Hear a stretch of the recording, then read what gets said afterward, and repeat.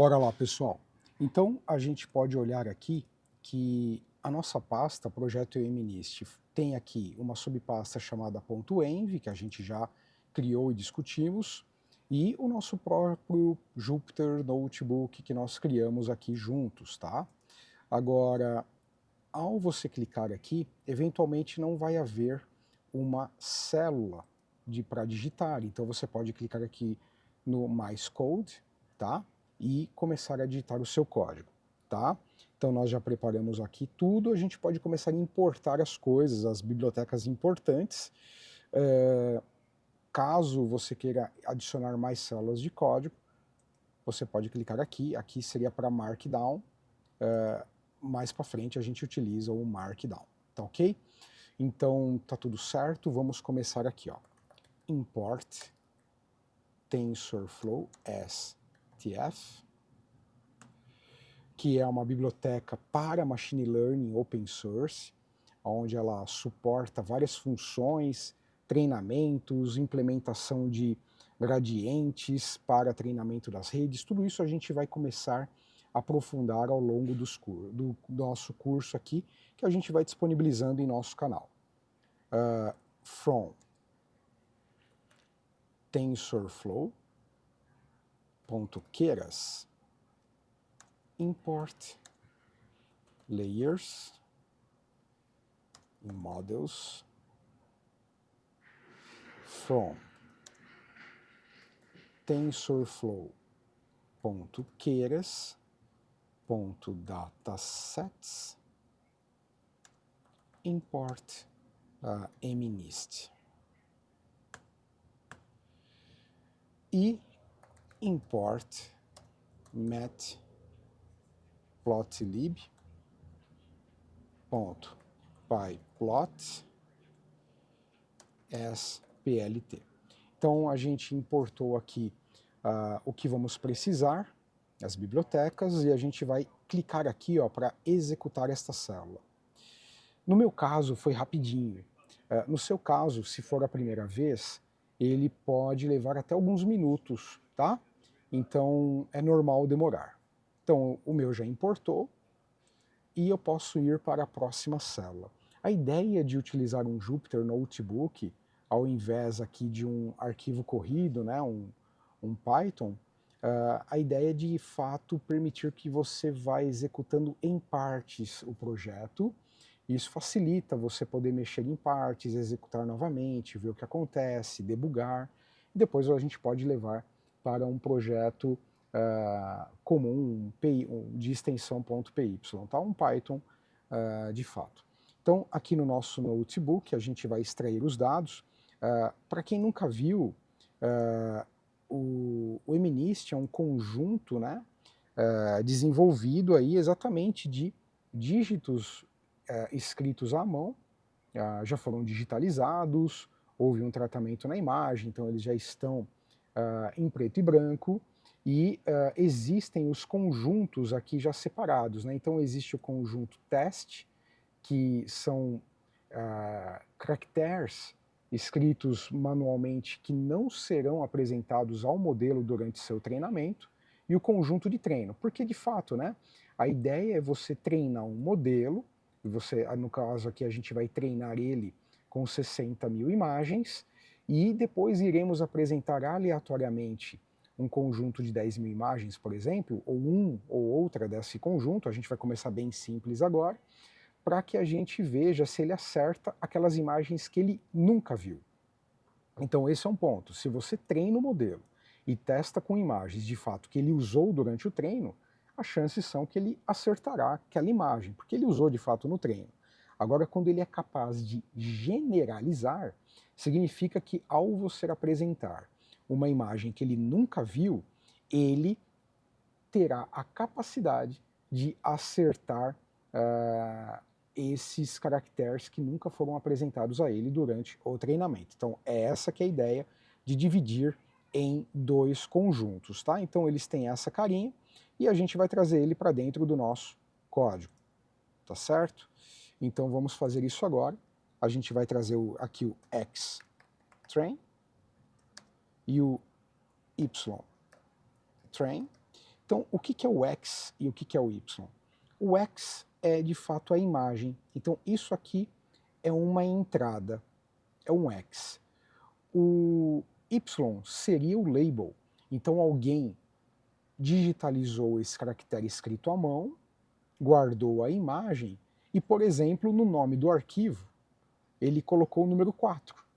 Então, ou usando algum arquivo de anotação dentro do conjunto, ele foi lá no metadado e colocou 4. Então, esse é o rótulo. Aqui é a mesma coisa, alguém digitalizou essa imagem, 8, e colocou no metadado 8. Então, esse é o Y, porque você quer que, no fundo, o modelo aprenda a partir da imagem dizer que é um 4. Então, num processo de treinamento de uma rede neural para classificação, você apresenta tanto o X, que é a entrada, quanto o Y, que é a saída esperada. E o projeto durante o treinamento, o modelo durante o treinamento, ele vai ser ajustado para que a saída apresente este valor para imagens com esse padrão do número 4.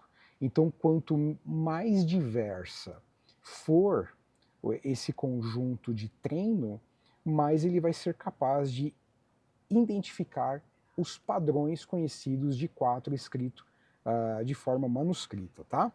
Então, lógico que aqui é uma aula introdutória e a gente vai aprofundar isso com o decorrer dos nossos vídeos aqui, tá? Então, ele vai receber o X-Train e o Y-Train, o Y-Train, e, da mesma forma, o X-Test e o Y-Test. Lembrando aqui que já existe essa divisão no próprio conjunto aqui, tá? Ok?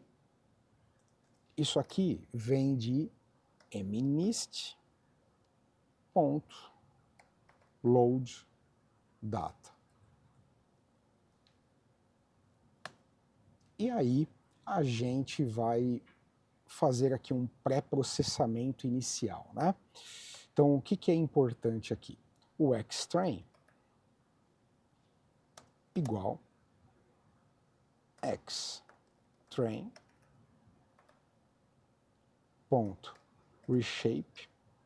Então, independente da forma como ele vir, ele vai ser tratado para ter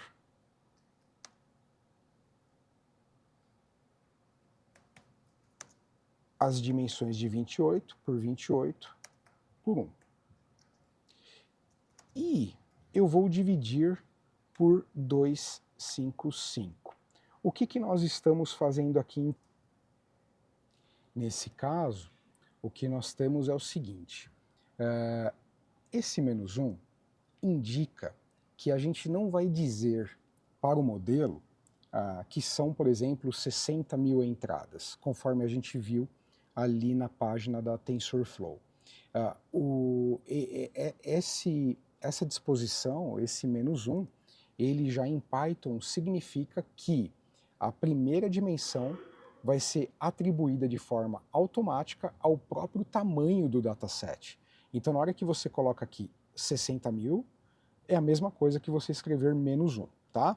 Então, se fosse um conjunto menor do que 60 mil, ou seja, o dataset tem 60 mil, mas você quer um conjunto de dados, um subconjunto de dados, aí você especificaria isso. Nesse caso, eu quero todo o conjunto de dados disponível, então eu não preciso digitar 60 mil, basta digitar menos 1 aí, tá? Aí eu não preciso ficar especificando. 28 por 28 é a largura e a altura da imagem disponível, então eu estou garantindo que ela virá nessa disposição, nesse tamanho. E esse 1 aqui é o seguinte, ele vai adicionar um canal extra para as imagens, que é necessário para os modelos convolucionais do tipo CNNs. Como as imagens do MNIST são em escala de cinza, o canal único indica a intensidade dos pixels, ou seja, não há cores como no RGB. Então, por exemplo, você pode ter aqui, nesse caso, em escala de cinza, de 0 a 255, né? E onde o 0 é o preto e o 255 seria o branco. Em modelos de machine learning com redes neurais, a prática tem demonstrado que trabalhar com valores normalizados próximos de 1 apresenta uma vantagem importante, e isso a gente pode aprofundar o motivo disso ao longo do curso. Então, normalizar é sempre uma boa prática. Então, como eu sei que os valores de cada pixel serão valores entre 0 a 255, né? Lembrando, o 0 representando a cor preta e o 255 representando a cor branca, ao dividir por 255, eu normalizo isso dentro da faixa de 0 a 1, ok?